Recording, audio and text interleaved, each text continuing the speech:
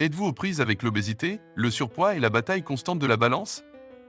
Visez-vous votre poids optimal? Avez-vous essayé d'innombrables régimes qui vous privaient de nombreux aliments et limitaient votre apport calorique avec des régimes hypocaloriques, mais en vain? Voulez-vous connaître le secret de l'échec de ces régimes pour atteindre votre poids idéal?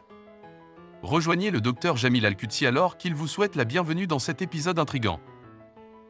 Aujourd'hui, nous allons nous pencher sur une étude intitulée « La réduction de l'apport calorique ne peut pas aider à perdre du poids ».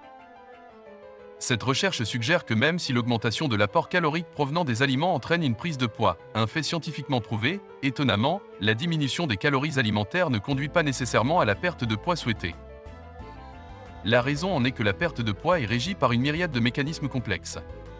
La méthode la moins efficace pour perdre du poids consiste peut-être simplement à réduire l'apport calorique.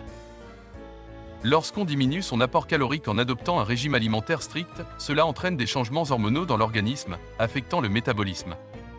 Par conséquent, cela peut augmenter l'appétit, incitant les individus à consommer des aliments plus riches en calories, une réaction inverse au régime hypocalorique.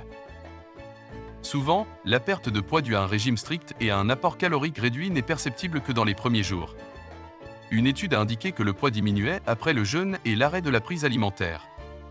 Cependant, une fois que les participants ont repris une consommation alimentaire normale, tout le poids perdu a été repris en seulement 4 jours. Il existe des centaines de régimes qui promettent une perte de poids, mais malheureusement, ils n'offrent que des résultats temporaires. Il a été constaté que seulement 20% de ceux qui perdent 10% de leur poids parviennent à le maintenir après un an.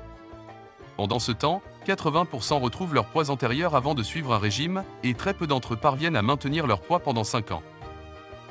Ne souhaitez-vous pas connaître une alternative simple, non exhaustive, que vous pouvez consommer dans une seule cuillère à café, qui constitue une meilleure alternative au régime strict? C'est ce que nous explorons dans le prochain sujet. Restez à l'écoute et rejoignez-nous.